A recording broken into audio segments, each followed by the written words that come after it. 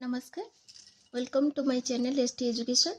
आज आम नवम श्रेणी जीवविज्ञान बहिर रोग और ताहार निराकरण विषय पढ़ा। यह हूँ पंचम अध्याय।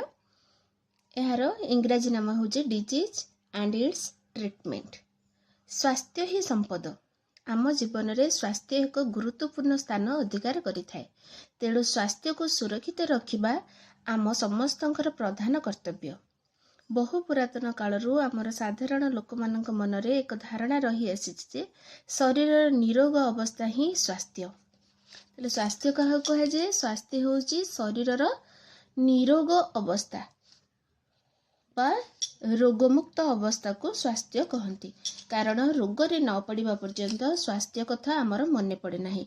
जदियो आमे समस्ते निज निजर कथबार्ता रे स्वास्थ्य शब्दटी को बहुल भाव में व्यवहार करिथाउ, तथापि स्वास्थ्य एक संतोषजनक संज्ञा ए पर्यंत सठिक रूप से निरूपित होई पारि नहीं। विभिन्न समय रे विभिन्न व्यक्ति और अनुष्ठान द्वारा यार भिन्न भिन्न संज्ञा दि जाइछि। तेबे 1948 मसीह जातिसंघर विश्व स्वास्थ्य संस्था बा WHO वर्ल्ड हेल्थ ऑर्गेनाइजेशन द्वारा प्रदत्त संज्ञाटी को ही व्यापक स्वीकृति मिली। उक्त संज्ञाटी है व्यक्तिर संपूर्ण शारीरिक मानसिक और सामाजिक स्वास्थ्यावस्था ही स्वास्थ्य को बुझाए। ताले स्वास्थ्यर मुख्य संज्ञाटी होछि व्यक्तिर संपूर्ण शारीरिक मानसिक और सामाजिक स्वास्थ्यावस्था को स्वास्थ्य कहा जाए। स्वास्थ्यर संज्ञा विषय रे यह हेउछि एक संक्षिप्त उपस्थापना।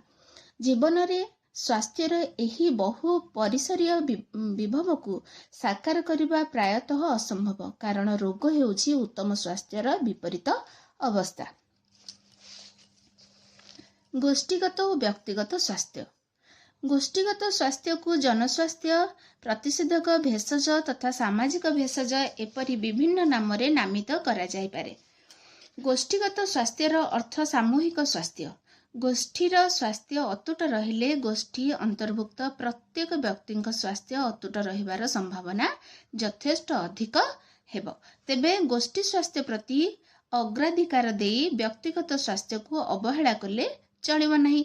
प्रत्येक व्यक्तिर सामाजिक अर्थनैतिक उन्नति पाई ता निजर स्वास्थ्य होछि मुख्य संबल। निज स्वास्थ्य को रक्षा करिबा और स्वास्थ्यर जत्न नेबा एक व्यक्तिगत दायित्व।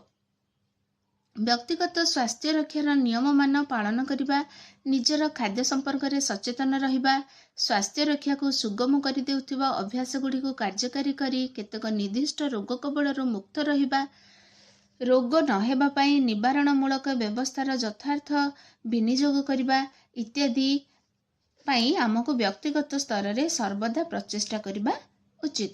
व्यक्तिगत उद्यम और गोष्ठीगत उद्यमर मिलित प्रभाव उत्तम स्वास्थ्य रक्षा पे जे एक निर्भर प्रतिश्रुति ता नुहे। एथिरे कौनसी संदेह न थाए।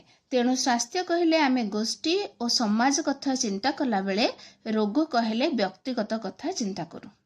ताले गोष्ठी होची आमर सामाजिक परिवेश बा समाज कथा चिंता करथुवा बेले, रोग हम निजर ही होइथाय ना निज स्वास्थ्यर। तेणु व्यक्तिगत होउची बा रोग होउची गोटे व्यक्तिगत कथा।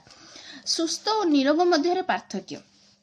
साधारणतः सुस्थ कहले निरोग बा रोगमुक्त अवस्था को बुझा जाए। ताहले रोग कौन? रोग को इंग्राजी रे डिजीज बोली कहा जाए, जहार अर्थ है डिस्टर्ब्ड एज बा सुस्थतार व्यतिक्रम। जितेबेले तुमर किछि अनइजी तुमको फील हेउथबो बा तुम शरीर रे किछि अनकंफर्टेबल कंडीशन हेइथिबो, तुमे निजको साधारण भाबे तुम फील करू नथिबो, सेतेबेले तुमर बॉडी डिस्टर्ब्ड कंडीशन ने अछि। तेणु ताको कहा जाए डिजीज। अनेक समय रे आमे रोग विषय रे एक निर्दिष्ट कारण जानिबा को चाहिथाउ, किंतु जणे व्यक्ति किपरि ओ काहेकि एक रोग रे पीड़ित हला ताहा कहिबा सब बेले संभव होई न थाए। यह व्यतीत कौनसी रोगर लक्षण न थाई मध्य आमे असुस्थ होई थाउ। एपरी एक अवस्था आसे जे समय रे कि तमर किछि रोगर लक्षण जना पडु नथिबो, हेले तुमको खराब लागुथबो। जे ज्वर नथिबो किंतु तुमको ज्वर हला भलिका लागुथबो, तुम शरीर रे पीड़ा अनुभव करुथुबो ताले सुस्थतार अर्थ समस्तक पई समान नुहे। उदाहरण स्वरूप खेलाड़ी पई शारीरिक दक्षता, कंठशिल्पी पई उच्च कंठदान, काहाली बा शंखवादक पई अधिक श्वासवायु धरी रखिबार क्षमता इत्यादि। एथिरो सुस्पष्ट जे ଯେଉଁ ବ୍ୟକ୍ତିର ମାନସିକ, ଶାରୀରିକ ଓ କାର୍ଯ୍ୟଦକ୍ଷତା ଠିକ୍ ରହିଥାଏ ଆମେ ସେହି ବ୍ୟକ୍ତିକୁ ନିରୋଗ ବା ସୁସ୍ଥ କହିଥାଉ। ତାହେଲେ ସୁସ୍ଥର ଆଉ ଗୋଟେ ଡେଫିନେସନ୍ ଆମେ ପାଇଗଲେ। କ'ଣ ପାଇଲେ? ବ୍ୟକ୍ତିର ମାନସିକ, ଶାରୀରିକ ଓ କାର୍ଯ୍ୟଦକ୍ଷତା ଯଦି ଠିକ୍ ରହିଛି ତାହେଲେ ସେହି ବ୍ୟକ୍ତିକୁ ଆମେ ନିରୋଗ ବା ସୁସ୍ଥ ବ୍ୟକ୍ତି ବୋଲି କହିଥାଉ। ରୋଗ ଓ ଏହାର କାରଣ। ଏଠାରେ ପ୍ରଶ୍ନ ଉଠେ ଯେ ଆମେ ରୋଗକୁ କିପରି ଚିହ୍ନିବା? ଆମ ଶରୀରର ଗଠନର ମୂଳ ଏକକ ହେଲା କୋଷ। କୋଷରୁ ଟିସ୍ୟୁ, ଟିସ୍ୟୁରୁ ଅଙ୍ଗ, ଅଙ୍ଗରୁ ଅଙ୍ଗସଂସ୍ଥାନ ବା ଅର୍ଗାନ ସିଷ୍ଟମ ଇତ୍ୟାଦି ଗଠିତ। ଯଦି ଏମାନଙ୍କ କାର୍ଯ୍ୟରେ କିଛି ବ୍ୟତିକ୍ରମ ଘଟିଥାଏ ବା ପରିଲକ୍ଷିତ ହୋଇଥାଏ ତେବେ ଜୀବର ଶରୀରରେ କିଛି ଅସ୍ୱାଭାବିକ ଲକ୍ଷଣ ମଧ୍ୟ ଦେଖାଯାଇଥାଏ। ସାଧାରଣତଃ ଏହି ଲକ୍ଷଣକୁ ଦେଖି ରୋଗ ବିଷୟରେ ଜାଣି ହୁଏ। ଉଦାହରଣ ସ୍ୱରୂପ ଶରୀରରେ ମୁଣ୍ଡ ବ୍ୟଥା, କାଶ, ତାପମାତ୍ରା ବୃଦ୍ଧି, ତରଳ ଝାଡ଼ା ଇତ୍ୟାଦି ଗୋଟିଏ ଗୋଟିଏ ଅସ୍ୱାଭାବିକ ଲକ୍ଷଣ। କିନ୍ତୁ ସବୁବେଳେ ଗୋଟିଏ ନିର୍ଦ୍ଦିଷ୍ଟ ଲକ୍ଷଣ ଗୋଟିଏ ନିର୍ଦ୍ଦିଷ୍ଟ ରୋଗର ସୂଚନା ଦେଇନଥାଏ।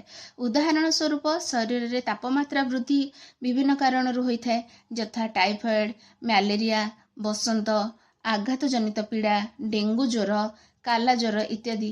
ତେଣୁ ଡାକ୍ତରମାନେ ରୋଗୀର ସଠିକ୍ ରୋଗ ନିରୂପଣ କଲାବେଳେ ରକ୍ତ, ମଳମୂତ୍ର, କଫ, ଧାତୁ ଇତ୍ୟାଦିର ଡାକ୍ତରୀ ପରୀକ୍ଷା ବା ପାଥୋଲୋଜିକାଲ ଟେଷ୍ଟ କରିଥାନ୍ତି। ନହେଲେ ପ୍ରକୃତରେ କ'ଣ ପାଇଁ ଶରୀରର ତାପମାତ୍ରା ବଢ଼ିଛି ସେଟା କହିବା ଠିକ୍ ହେଇନଥାଏ ନା। କାହିଁକିନା ରୋଗ କ'ଣ ତାକୁ ଜ୍ୱର ହେଇଛି କିମ୍ବା ଶରୀରର ଆଘାତଜନିତ ପୀଡ଼ା ଯୋଗୁଁ ତାକୁ ଦେହ ତାର ତାପମାତ୍ରା ବଢ଼ିଛି, ସେଥିପାଇଁ ଡାକ୍ତର ସେଇଟାକୁ ନିରୂପଣ କରିବା ପାଇଁ ପାଥୋଲୋଜିକାଲ ଟେଷ୍ଟ କରିଥାନ୍ତି। ହେଲେ ସ୍ୱଳ୍ପକାଳୀନ ଓ ଦୀର୍ଘକାଳୀନ ରୋଗ।